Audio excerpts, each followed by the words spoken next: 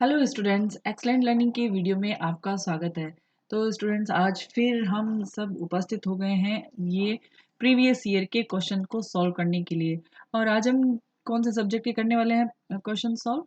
SST के। ठीक है, तो एसएसटी के क्वेश्चंस को हम सॉल्व करेंगे। ये है सी टेट 2018 का प्रीवियस ईयर का पेपर है। ठीक है, और आज का जो वीडियो का पार्ट है वो है पार्ट 18। ठीक है, तो सेल्फ स्टडी करिए और अपना सेल्फ इवेल्यूशन भी करिए। आपने जो पढ़ा है, जो चीज़ें याद की है, वो आपको कहाँ तक याद हुई है। एग्जाम हॉल में 2.5 घंटे के अंदर आप 150 प्रश्नों को किस प्रकार से समझ करके सॉल्व कर सकते हैं और मेरिट में अपना अच्छा स्थान ला सकते हैं। तो इसके लिए ज़रूरी है प्रैक्टिस, क्योंकि प्रैक्टिस कैन मेक परफेक्ट। तो बच्चों, शुरू करते हैं। आज का ये पहला क्वेश्चन है, ये एसएसटी का है, सी टेट 2018 का एम सीरीज का ये पेपर है। और हमारे सामने ये है क्वेश्चन नंबर 1। अब ये इस क्वेश्चन में कहा गया है कि स्थल का एक संकरा भाग जो दो बड़े स्थलीय भागों को एक दूसरे से जोड़ता है उसे क्या कहते हैं? A narrow strip of land joining two land masses is known as strait, isthmus, island, bay, जल संधि, स्थल संधि, द्वीप और खाड़ी। तो ये क्या कहलाता है? ये कहलाता है स्थल का संकरा भाग है। देखिए यहाँ पे जल का नहीं, स्थल का संकरा भाग है जो दो बड़े स्थलीय भागों को आपस में जोड़ता है। तो ये कहलाता है स्थमस यानी स्थल संधि। तो इसका सही आंसर क्या है? ऑप्शन 2। और ये है क्वेश्चन नेक्स्ट 42। निम्नलिखित में से कौन सा महाद्वीप आकार में सबसे छोटा है? विच one of the following continent is smallest in size? तो आपको ये ध्यान में रखना है कि जितने भी कॉन्टिनेंट्स है, महाद्वीप है, उनको आकार के हिसाब से बड़े से लेकर के छोटे तक आपको ये सीरीज नाम के साथ साथ ये सीरीज भी याद रखनी है। अब यहाँ हमसे पूछा गया है कि सबसे छोटा महाद्वीप कौन सा है। तो सबसे छोटा महाद्वीप कौन सा है? ऑस्ट्रेलिया। तो फर्स्ट ऑप्शन सही है यहाँ पे। अब है क्वेश्चन थर्ड 43। उच्च प्राथमिक स्तर पर सामाजिक विज्ञान में शामिल है। अब मिडिल क्लास का जो लेवल है, 8th क्लास का जो लेवल है, इसमें सामाजिक विज्ञान विषय में क्या क्या चीजें शामिल की जाती है? At the upper primary stage social science comprises of these subjects. अब इसमें से आपको चूज करना है कि कौन सा सब्जेक्ट है जो मिडिल लेवल के एसएसटी के अंदर शामिल होता है। तो इतिहास होता है, ठीक है, भूगोल भी होता है, लेकिन राजनीति विज्ञान भी होता है, मनोविज्ञान उसके अंदर नहीं होता है मिडिल ईस्ट। तो ये तो ऑप्शन गलत हो गया। अब इसमें देखते हैं, इतिहास भी है, भूगोल भी है, अर्थशास्त्र भी है, और लेकिन समाज शास्त्र मिडिल क्लास में नहीं होता है। तो यहाँ पर ये गलत हो गया, तो इसलिए ऑप्शन 2 भी गलत हो गया। अब ऑप्शन थर्ड को देख लेते हैं। इतिहास होता है, भूगोल भी होता है, राजनीति विज्ञान भी हमने देखा होता है, अर्थशास्त्र भी होता है। तो इसका मतलब इस क्वेश्चन का सही आंसर हो जाएगा option 3, history, geography, political science और इकोनॉमिक्स हो जाएगा।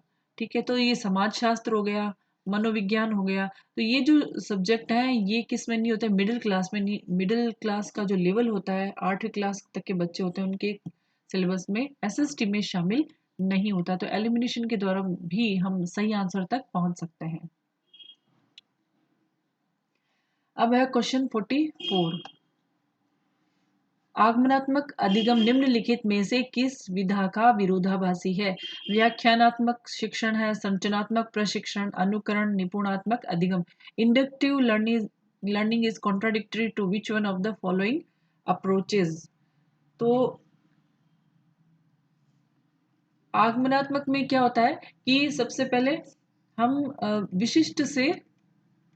विशिष्ट से सामान्य की ओर बढ़ते हैं। तो इसका क्या मतलब? विशिष्ट से सामान्य की, यानी कि पहले हम उदाहरण देंगे, छोटे छोटे तथ्यों को प्रस्तुत करेंगे, उसके बाद में उसका जनरलाइजेशन करेंगे, उसका सामान्यीकरण करेंगे या नियम बनाएंगे, सिद्धांत बनाएंगे अंत में। तो ये होता है आगमनात्मक विधि। तो अब इन चारों में से कौन सी चीज है जो आगमनात्मक में सूट नहीं करती है, उसको उसकी विरोधाभासी है, ठीक है, कॉन्ट्राडिक्टरी है? तो यहाँ पर सीधा सा आंसर है व्याख्यानात्मक शिक्षण, एक्सपोजिटरी टीचिंग।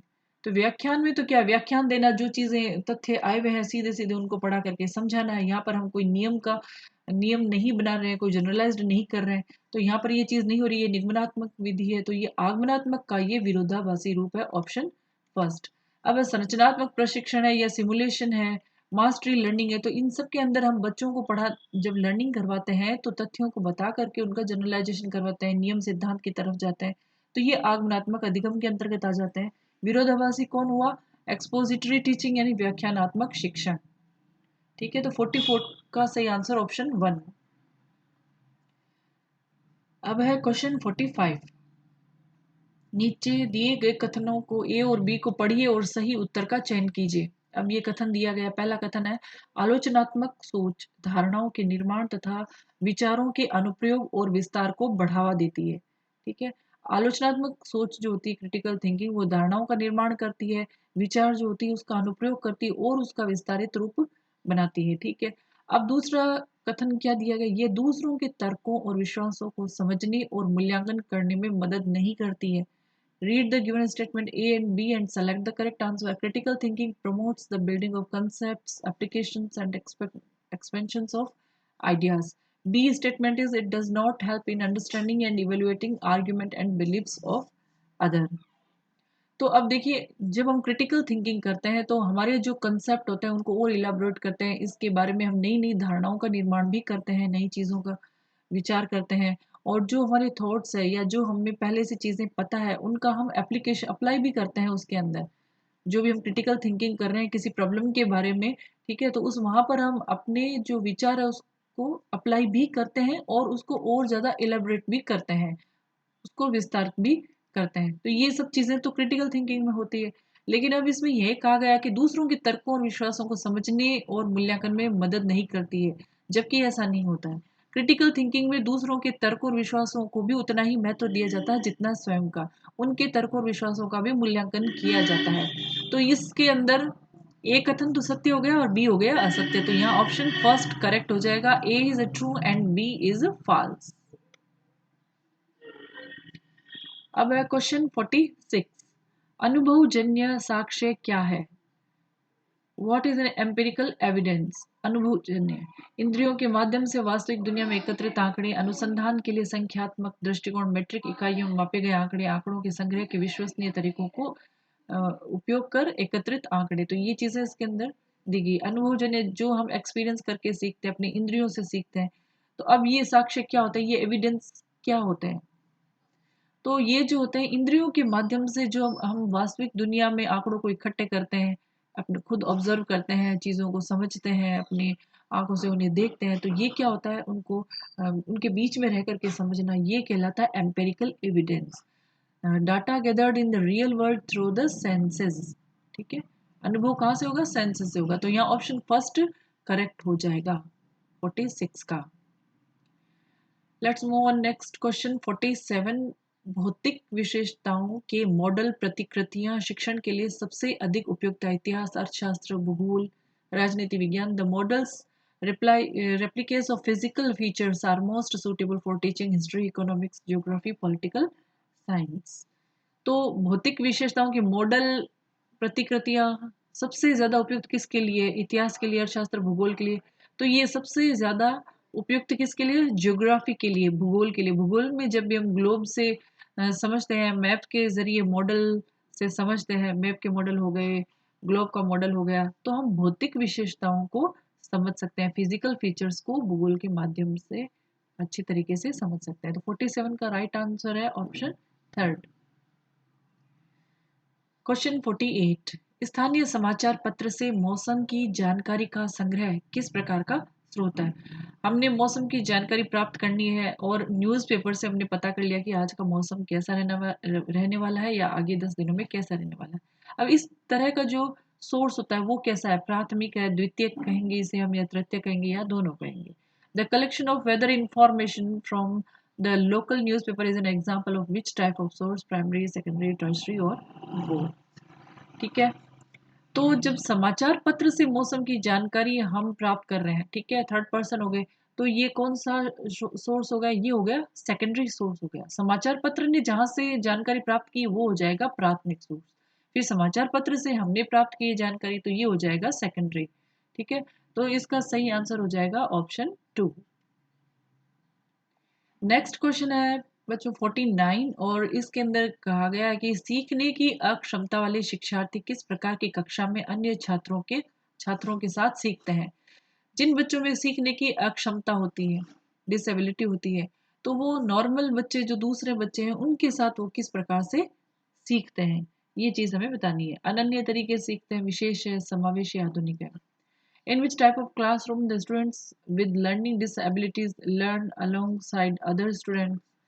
तो इसका सही आंसर क्या हो जाएगा? इंक्लूसिव तरीके से सीखते हैं, समावेशी शिक्षा। तो समावेशी शिक्षा का जो कंसेप्ट है उसके अंदर क्या होता है कि जो लर्निंग डिसएबिलिटी वाले बच्चे हैं, चैलेंज्ड बच्चे हैं, तो वो क्या सामान्य बच्चों के साथ पढ़ते हैं। तो ये जो एजुकेशन है उन्हें मुख्य धारा में लाने के लिए इस प्रकार की शिक्षा को प्रमोट किया जाता है और यह एजुकेशन क्या कहलाती है? समावेशी शिक्षा कहलाती है। लास्ट क्वेश्चन है आज का, निम्नलिखित सिद्धांत किसने दिया है? इसको अच्छे से क्वेश्चन को पढ़ना है। एक स्टेटमेंट है, सभी बच्चे विकास के समान अनुक्रम से गुजरते हैं लेकिन विभिन्न दरों से।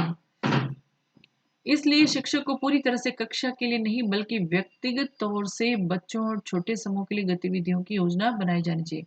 यानी कि बच्चे एक ही अनुक्रम से गुजरते हैं, पहले शिशु अवस्था आएगी, फिर बाल्यावस्था चाइल्डहुड एज आएगी, फिर एडल्टहुड एज आएगी, तो ये तो सब में एक जैसा ही होना है। लेकिन दर अलग होती है, किसी में थोड़ा सा पहले आ जाती है, किसी में जल्दी, किसी में लेट होती है। तो ये दर अलग अलग हो सकती है, किसी में तीव्र हो सकती है, किसी में मंद गति हो सकती है। अब शिक्षक जो टीचर जो है वो उसको क्या करना चाहिए कि पूरी क्लास में जब बच्चों के विभिन्न दरों से विकास हो रहा है, ठीक है, तो क्या एक ही तरीके से पढ़ाया जाना चाहिए या जो बच्चे हैं, जो छोटे हैं, जो उनकी क्षमता उसके आधार पर अलग अलग गतिविधियों की योजना बनाई जानी चाहिए। ये सिद्धांत किसने दिया था? तो ये सिद्धांत आपको पता है किसने दिया था? ये दिया था जीन पियाजे ने दिया था। फोर्थ ऑप्शन सही हो जाएगा। जी पियाजे ने ये सिद्धांत दिया था कि बच्चों की क्षमताओं के आधार पर, उनके स्तर के आधार पर समूह की गतिविधियों की योजना बनाई जानी चाहिए ताकि अधिगम जो है वो प्रभावी हो सके। ठीक है, तो बच्चों ये था एसएसटी का प्रीवियस ईयर का पेपर, सी टेट 2018 का एम सीरीज का पेपर था और ये था पार्ट 18 और इसके बाद में पार्ट 19 में हम नेक्स्ट 10 क्वेश्चन एसएसटी के ही लेकर के आएंगे। और आई होप ये वीडियो आपके लिए बहुत बेनिफिशियल रहे होंगे। जो बच्चे खास तौर से सेल्फ स्टडी कर रहे हैं उनके लिए मोटिवेशन का काम भी करता है। इवेल्यूशन उनको पता चलता है कि हमने कहाँ तक कितना याद किया और क्या कमियां रह गई है, उसमें कहाँ तो कितना इम्प्रूवमेंट करना है। तो आई होप ये वीडियो आपके लिए बहुत बेनिफिशियल रहा होगा और आप इसको ज़रूर लाइक करें, शेयर करें, अपने जो फ्रेंड्स हैं जो तैयारी कर रहे हैं उनको भी शेयर करें और इसे ज़रूर सब्सक्राइब करें क्योंकि आपकी सब्सक्रिप्शन हमारे लिए मोटिवेशन का काम करता है। नेक्स्ट वीडियो आने तक keep learning, keep watching and thank you.